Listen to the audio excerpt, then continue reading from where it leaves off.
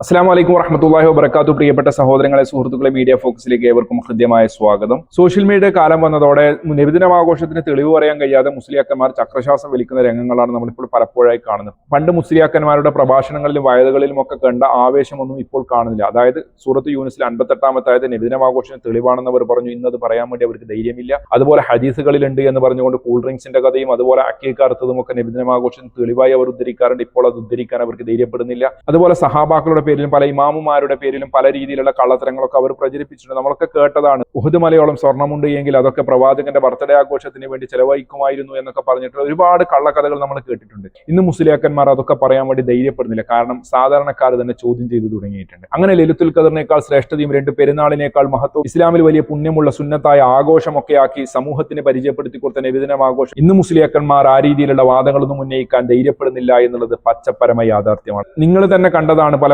മുസ്ലിയാക്കന്മാർ ഇവരുടെ മുൻഗാമികൾ പണ്ട് എഴുതിയും പറഞ്ഞും വെച്ച പല കാര്യങ്ങളും തള്ളിപ്പറയുന്ന രംഗങ്ങൾ. എന്നാൽ സഹോദരങ്ങളെ, കാലത്തിനനുസരിച്ച് കോലം കെട്ടുക എന്ന രീതിയിൽ മുസ്ലിയാക്കന്മാർ തെളിവില്ല എങ്കിലും എന്തെങ്കിലുമൊക്കെ പറഞ്ഞ് സമൂഹത്തെ വഞ്ചിക്കുക എന്ന ഏർപ്പാടുമായി സോഷ്യൽ മീഡിയയിലൊക്കെ വിലസുന്നത് നമ്മൾ കാണുന്നുണ്ട്. പള്ളികളിലും ദർസുകളിലും പൊതുവേദികളിലും മുസ്ലിയാക്കന്മാർ സമൂഹത്തിന്റെ മുന്നിൽ ഇത്തരം ഏർപ്പാടുകൾക്ക് കൃത്യമായി തെളിവ് പറയാനില്ലാഞ്ഞിട്ടും പലതും പറഞ്ഞ് ന്യായീകരിക്കുന്ന പല രംഗങ്ങളും നമ്മൾ കണ്ടിട്ടുണ്ട്. അത്തരത്തിലൊരു രംഗമാണ് ഞാൻ നിങ്ങളുടെ മുന്നിലേക്ക് കൊണ്ടുവരുന്നത്. പള്ളിക്കുള്ളിൽ വെച്ച് പാമര ജനതയുടെ മുന്നിൽ മുസ്ലിയാർ നടത്തുന്ന ഉഡായിപ്പാണ് നമ്മൾ കാണാൻ വേണ്ടി പോകുന്നത്. സൗദിയില് ഹറം പള്ളികളിൽ തറാവി 20 റക്അത്ത് നമ്മൾ എത്ര നിസ്കരിക്കണേ? 8. സൗദിയിലില്ലല്ലോ, എന്തേ ചോദിക്കാത്ത? ആരെങ്കിലും ഇന്നേ വരെ ദീനിൽ തെളിവായിക്കൊണ്ട് സൗദി അറേബ്യയിലുണ്ടോ എന്ന് ചോദിച്ചിട്ടുണ്ടോ? ഏതെങ്കിലും പണ്ഡിതന്റെയോ പ്രബോധകരുടെയോ പ്രഭാഷണത്തിലോ ലേഖനത്തിലോ അങ്ങനെ ഒരു ചോദ്യം നിങ്ങൾ ഇന്നേ വരെ കണ്ടിട്ടുണ്ടോ? ദീനിൽ തെളിവ് പ്രമാണങ്ങളിലുണ്ടോ എന്ന് നോക്കുക എന്നുള്ളതാണ്. നബിദിനം ആഘോഷം പ്രമാണങ്ങളിലുണ്ടോ? ഇല്ല എന്നുള്ളത് നമുക്ക് എല്ലാവർക്കും അറിയാം. പിന്നെന്തിനാണ് മുസ്ലിയാർ ഈ രീതിയിൽ പറയുന്നത്? ജനങ്ങളെ കബളിപ്പിക്കാൻ. സൗദിയിൽ ആരാണോ ഭരിക്കുന്നത് അവരുടെ ഇഷ്ടത്തിനനുസരിച്ച് അവിടെ കാര്യങ്ങൾ നടപ്പാക്കും. അത് ഇന്ത്യയിലടക്കം എല്ലാ രാജ്യങ്ങളിലും അങ്ങനെ തന്നെയാണല്ലോ. വെറും 100 കൊല്ലം പിറകിലേക്ക് പോയാൽ, ഞാൻ എപ്പോഴും പറയാറുണ്ടല്ലേ, നിങ്ങൾ ജസ്റ്റ് ഒന്ന് ഗൂഗിൾ ചെയ്ത് നോക്ക്. ഇനിയിടുന്ന അങ്ങോട്ടേക്ക് മുസ്ലിയാർ പറയുന്നതൊക്കെ നിങ്ങൾ സെർച്ച് ചെയ്ത് നോക്കിക്കോ. ChatGPT, ജെമിനിയൊക്കെ ഒന്ന് സെർച്ച് ചെയ്ത് നോക്കിക്കോ. പറഞ്ഞോ. ജന്നത്തുൽ ബഖി അലിൽ ജന്നത്തുൽ മുഅല്ല ബിഫോർ ഡിമോളിഷൻ. അവിടെ അടിച്ച് തകർക്കുന്നതിന് മുൻപ് മക്ബറകൾ കെട്ടിപ്പൊക്കിയിരുന്നു. ഖദീജ ബീവിയുടെ ഒക്കെ മക്ബറയുടെ കുബ്ബ എത്ര ഉയരമുള്ളതായിരുന്നു! ആരാണ് കെട്ടിപ്പൊക്കിയത്? മുസ്ലിയാരെ? ഖദീജ ബീവിയുടെ ഒക്കെ മക്ബറ ഭയങ്കര ഉയരമുള്ളതായിരുന്നു, വലിയ കുബ്ബയൊക്കെ ഉണ്ടായിരുന്നു എന്ന് പറഞ്ഞു. അതാണ് അടിച്ചു പൊളിച്ചത്. ആര് സൗദിന്റെ ഭരണം വന്നപ്പോൾ അടിച്ചു പൊളിച്ചത് എന്ന് പറയുന്നു. അങ്ങനെ അടിച്ചു പൊളിക്കണമെങ്കിൽ അത് കെട്ടിപ്പൊക്കിയിട്ടുണ്ടാകണമല്ലോ. അദ്ദേഹത്തിന്റെ വീഡിയോയിൽ ഒരു ഫോട്ടോ കാണിക്കുന്നുമുണ്ട്. അങ്ങനെ കെട്ടിപ്പൊക്കിയത് ആരാണ്? പ്രവാചകന്റെ നേതൃത്വത്തിൽ ഏത് സഹാബാക്കളൊക്കെയാണ് അത് കെട്ടിപ്പൊക്കിയത്? ഖദീജ ബീവിയുടെ ഖബർ പ്രവാചകന്റെ കാലഘട്ടത്തിൽ തന്നെ ഉള്ളതാണല്ലോ. അത് ആരാണ് കെട്ടിപ്പൊക്കിയതെന്ന് മുസ്ലിയാർ പറയുന്നില്ല. നിങ്ങളൊന്ന് ChatGPT-യും ജെമിനിയിലൊക്കെ ഒന്ന് സെർച്ച് ചെയ്തു. ഫലസ്തീനെ ഒറ്റുകൊടുത്തതിന്റെ പേരിൽ ഹിജാസിന്റെ ഭരണം നേടിയ ആല് സൗദ് ചെയ്തു വെച്ച തോന്നിവാസമാണ് സൗദി അറേബ്യയിൽ കാണുന്നത്. ആ ഫലസ്തീനെ ഇസ്രായേലിന് ഒറ്റുകൊടുത്ത ആല് സൗദ് ഇജാസിന്റെ ഭരണം ഏറ്റെടുത്തതിന് ശേഷം ചെയ്തു വെച്ച തോന്നിവാസമാണ് എന്നാ പറഞ്ഞത്. അങ്ങനെ ഫലസ്തീനെ ഇസ്രായേലിനെ ആല് സൗദ് ഒറ്റുകൊടുത്തു എന്നത് ഒന്ന് നിങ്ങൾ ChatGPT-യും ജെമിനിയും ഒന്ന് സെർച്ച് ചെയ്ത് നോക്കാം. അതിന്റെ കൃത്യമായ രേഖ കിട്ടുന്നുണ്ടോ, അതല്ല മുസ്ലിയാരുടെ തൊള്ളയാണോ നമുക്ക് കിട്ടുന്നത് എന്ന് നമുക്ക് അപ്പോൾ മനസ്സിലാവും. ആല് സൗദ് ചെയ്തു വെച്ച തെമ്മാടിത്തരം, ഇസ്രായേലിന്റെ അടിമകൾ ചെയ്തു വെച്ച തെമ്മാടിത്തരമാണ് അവിടെയുള്ള മക്ബറകൾ തകർത്ത് കളഞ്ഞത്. അത് ദീനുമായിട്ടൊരു ബന്ധമില്ല. അതെ, ദീനുമായി ബന്ധമില്ല എന്നാണ് മുസ്ലിയാർ പറയുന്നത്. എന്താണ്? ഉയർത്തപ്പെട്ട കവറുകൾ പൊളിച്ചു നീക്കിയത് ദീനുമായി ബന്ധമില്ല എന്നാണ്. ഇന്ന് നിങ്ങൾ മുസ്ലിയാർ പറഞ്ഞതുപോലെ ഗൂഗിളും ChatGPT-യും ജെമിനിയും ഒക്കെ ഒന്ന് സെർച്ച് ചെയ്ത് നോക്കുക. എന്താണ്? കബറുകൾ ഉയർത്താൻ വേണ്ടി പാടുണ്ടോ ഇസ്ലാമിൽ? അങ്ങനെ ഉയർത്തപ്പെട്ട കബറുകളൊക്കെ പൊളിച്ചു നീക്കണമെന്ന് ആരൊക്കെ പറഞ്ഞിട്ടുണ്ട്? അതൊക്കെ ഒന്ന് നിങ്ങൾ സെർച്ച് ചെയ്ത് നോക്കുക. പ്രത്യേകിച്ച് നിങ്ങൾ ഷാഫി മദ്ഹബിൽ എന്താ പറഞ്ഞത് എന്നൊക്കെ ഒന്ന് സെർച്ച് ചെയ്ത് നോക്കുക. അപ്പോൾ നിങ്ങൾക്ക് അതിനുള്ള മറുപടിയും കിട്ടും. ദീനുമായി ബന്ധമുണ്ടോ ഇല്ലയോ എന്നൊക്കെ കൃത്യമായി മനസ്സിലാക്കാൻ വേണ്ടി സാധിക്കും. അലിയെ നിങ്ങൾ പൊങ്ങി നിൽക്കുന്ന കബറുകൾ അടിച്ചു നിരത്തണമെന്ന് ഹദീസിലുണ്ട് എന്ന് ആരാ പറഞ്ഞത്? ഉയർന്നു നിൽക്കുന്ന കവറുകളൊക്കെ നിരപ്പാക്കാനും വിഗ്രഹങ്ങൾ തകർക്കാനും റസൂലുള്ള കൽപ്പിച്ചിട്ടുണ്ട് എന്നാണല്ലോ പറഞ്ഞിട്ടുള്ളത്. ഇങ്ങനെ കൂർത്തിരിക്കുന്ന കബറുകൾ ഉണ്ടായിരുന്നു, അത് സമമാക്കണം. അലിയെ കൂർത്തിരിക്കുന്ന കബറുകൾ സമമാക്കണം, അതായത് നിരപ്പാക്കണം. സഹാബാക്കൾ കബറൊക്കെ കെട്ടിപ്പൊക്കിയിട്ടുണ്ട്. അതിൽ കൂർത്തു നിൽക്കുന്ന കബറുകൾ ഉണ്ടെങ്കിൽ അത് നിരപ്പാക്കണം എന്നാ പറഞ്ഞത് എന്നാണ് മുസ്ലിയാർ പറയുന്നത്. നിങ്ങൾ ആ ഹദീസൊക്കെ ഒന്ന് സെർച്ച് ചെയ്ത് നോക്കാം. ഇനി നിങ്ങൾക്ക് സെർച്ച് ചെയ്യാൻ പറ്റുന്നില്ല എങ്കിൽ ഞാനിവിടെ ഡിസ്ക്രിപ്ഷനിൽ കൊടുക്കാം. അപ്പോൾ നിങ്ങൾ അതൊക്കെ വായിച്ചു നോക്കൂ. സമമാക്കണം അലിയെ എന്നാണ് പറഞ്ഞത് സയ്യിദുനാ റസൂലുള്ളാഹ്. അടിച്ചു തകർക്കണം എന്നൊരു വാക്ക് പോലും ആ ഹദീസിൽ നിന്ന് കാണിക്കാൻ പറ്റില്ല. ആരാണ് അടിച്ചു നിരത്തണം എന്നൊക്കെ പറഞ്ഞിട്ടുണ്ട് എന്ന് പറഞ്ഞത്? ഉയർന്നു നിൽക്കുന്ന കബറുകൾ നിരപ്പാക്കണം എന്ന് പറഞ്ഞു എന്നാണല്ലോ പറഞ്ഞത്. അന്നു മുതൽ ഈ 100 കൊല്ലം മുൻപ് വരെ പരിശുദ്ധ ബഖീഇലും മുഅല്ലയിലും ഖബറുകൾ ഭംഗിയായി കെട്ടിപ്പൊക്കിയിരുന്നു. ആരാണ് കെട്ടിപ്പൊക്കിയത്? പ്രവാചകന്റെ സഹാബാക്കളും ഒക്കെയാണോ കെട്ടിപ്പൊക്കിയത്? മൗലിദ് ഭംഗിയായി പൊതുവായി ആഘോഷിച്ചിരുന്നു. ആരാണ് ഭംഗിയായി പൊതുവായി മൗലിദ് സദസ്സുകൾ സംഘടിപ്പിച്ചിരുന്നത്? കഅബാലയത്തിന്റെ ഉള്ളിൽ പോലും മൗലിദിന്റെ ഹദറകൾ നടന്നിരുന്നു, ഹൽഖകൾ നടന്നിരുന്നു. ആരാണ് ഇതൊക്കെ നടത്തിയിരുന്നത്? റസൂലുള്ളാഹിയും സഹാബാക്കളുമായിരുന്നു.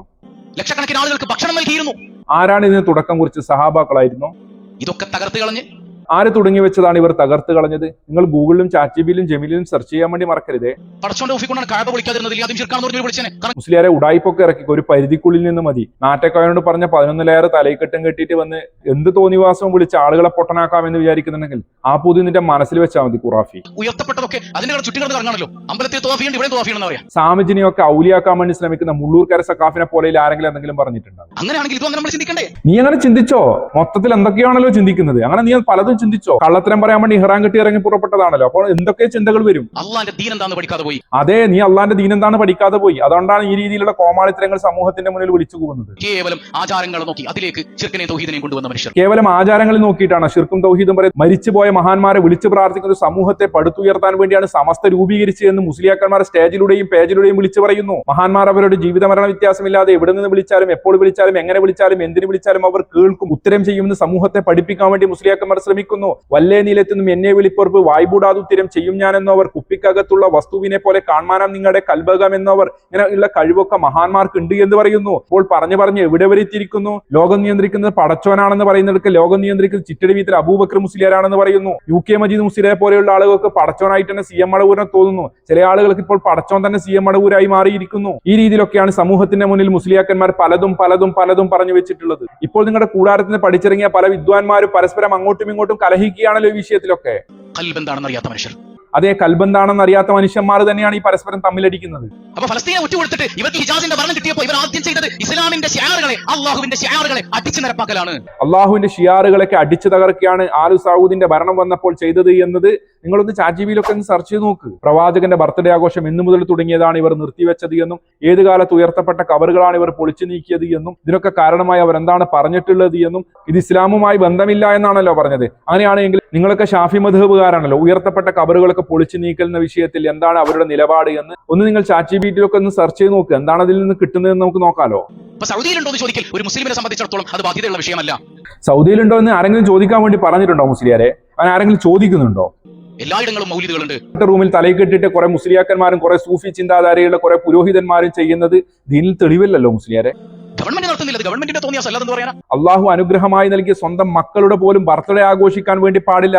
അതിന് മൗലിദ് പാരായണം നടത്തിയിട്ടായാലും യാസീൻ ഓതിയിട്ടായാലും അത്തരം പ്രത്യേക മജ്‌ലിസുകൾ ഉണ്ടാക്കിയിട്ടായാലും ശരി, അതൊക്കെ ഇസ്ലാമിൽ നിഷിദ്ധമാണ്. കാരണം ഈ ബർത്ത്ഡേ സെലിബ്രേഷൻ കൊണ്ടുവന്നത് ക്രിസ്ത്യാനികളാണ് എന്നൊക്കെ നിങ്ങളുടെ നേതൃത്വത്തിലുള്ള മുസ്ലിയാക്കന്മാർ തന്നെ സമൂഹത്തിന് മുന്നിൽ പറഞ്ഞു വെക്കുകയും എന്നാൽ നമ്മൾ സ്വന്തം മക്കളെക്കാളും മാതാപിതാക്കളെക്കാളും നമ്മൾ സമ്പാദിച്ചു വെച്ച സമ്പത്തിനേക്കാളും ഏറെ നമ്മൾ ഇഷ്ടപ്പെടേണ്ട നമ്മുടെ വിശ്വാസത്തിന്റെ ഭാഗമായിട്ടുള്ള പ്രവാചക സ്നേഹം, ആ പ്രവാചക സ്നേഹത്തിന്റെ പേരിൽ ഇസ്ലാം നിഷിദ്ധമാക്കിയ ബർത്ത്ഡേ സെലിബ്രേഷൻ എന്തടിസ്ഥാനത്തിൽ നിങ്ങൾ ആഘോഷിക്കുന്നു? ഇനി സൗദിയിൽ അടച്ചിട്ട റൂമിൽ ഏതെങ്കിലും പുരോഹിതന്മാർ എന്തെങ്കിലും ചെയ്തു വെച്ചാൽ അത് ദീനിൽ തെളിവാകുമോ? നിന്നെ പോലെയുള്ള മുസ്ലിയാക്കന്മാർ കേരളത്തെ പബ്ലിക്കിൽ നടത്തിയാലും അവർ അടച്ചിട്ട റൂമിൽ നടത്തിയാലും അതൊന്നും ദീനിൽ തെളിവല്ലല്ലോ. ദീനിൽ തെളിവുണ്ടെങ്കിൽ അതാണല്ലോ പറയേണ്ടത്. പ്രവാചകനും സഹാബാക്കളും ഉത്തമ തലമുറക്കാരും ഒക്കെ പ്രവാചകന്റെ ബർത്ത്ഡേ സെലിബ്രേഷൻ നടത്തിയിട്ടുണ്ടോ? ഉണ്ട് എങ്കിൽ അത് കാണിക്കൂ ഖുറാഫി. സൗദി അറേബ്യ ഷിയകൾ ഭരിച്ച കാലം ഉണ്ടായിരുന്നു.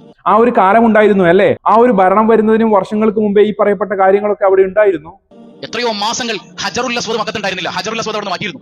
അവർ മാറ്റിയിരുന്നു. അവർ നിങ്ങളുടെ വേറൊരു ടൈപ്പ് ആണല്ലോ. അതാണല്ലോ ഖുറാത്തങ്ങളുടെ ആണ്ടിന്റെ സമയത്ത് മറ്റേ ചങ്ങായി പറഞ്ഞത്. എന്താണ്, മദീനയുടെ ഭരണമെങ്ങാനും സമസ്തക്കാരുടെ കയ്യിലായിരുന്നു എങ്കിൽ അവിടെ എന്തൊക്കെ സംഭവിക്കുമായിരുന്നു എന്ന് അദ്ദേഹം പറഞ്ഞത് മറന്നുപോയോ? റസൂൽ സല്ലല്ലാഹു അലൈഹി വസല്ലം വിചാരിച്ചിട്ടാണ് അവർ കയ്യിൽ കൊടുത്തത്. കാരണം ആ താക്കോല് മദീനത്ത് സെൽഫി അല്ലാണ്ട് ഒരു സുന്നീന്റെ കയ്യിൽ ഉണ്ടെങ്കിൽ അവിടെ ഒരു പൊടി മണ്ണും ഉണ്ടാവൂലേ, നക്കിയിട്ടും ബാധിയിട്ടും ആരും വിടൂലായിരുന്നു. അത് ഉള്ളതുകൊണ്ട് അവിടെ സിയാറത്ത് ശരിക്കും നടന്നു പോകുന്നുണ്ട്. അതേപോലെ തന്നെ മടവൂരിലെ സ്ഥിതി ഉണ്ട്. അദ്ദേഹം പറഞ്ഞു വെച്ചതാണല്ലോ. അത് നിങ്ങൾക്ക് തന്നെ കൃത്യമായി അറിയാം. വഹാബികളുടെ കയ്യിലായതുകൊണ്ടാണ് ഇന്നും അത് അതുപോലെ സംരക്ഷിച്ചു വെച്ചിരിക്കുന്നത് എന്ന്. അവിടെ ആര് ഭരിക്കുന്നു അവരുടെ തോന്നിവാസങ്ങൾ അവിടെ നടപ്പാക്കും. ഇസ്ലാമായിട്ട് അതിന് ഒരു ബന്ധമില്ല. അതെ, എനിക്ക് കാന്തപുരത്തിന്റെ കയ്യിലാണ് ഈ ഭരണം പോയിട്ടുണ്ടെങ്കിൽ അയാൾ ഇതിനേക്കാളും വലിയ തോന്നിവാസങ്ങളൊക്കെ ചെയ്തു വെക്കുമായിരുന്നു. അതാണല്ലോ ഷിയാക്കളിൽ നിന്നൊക്കെ നമ്മൾ കണ്ടത്. ഇന്നെന്തെല്ലാം തോന്നിവാസങ്ങൾ നടക്കുന്നുണ്ട്. പല തോന്നിവാസങ്ങളും നടക്കുന്നുണ്ട്. അത് എവിടെയൊക്കെ നടക്കാണ്ട് നിങ്ങളുടെ പള്ളി ദർസിൽ നടക്കുന്നില്ലേ? പല ഡാൻസുകളുടെ പേരിലുള്ള തോന്നിവാസങ്ങൾ നടക്കുന്നില്ലേ?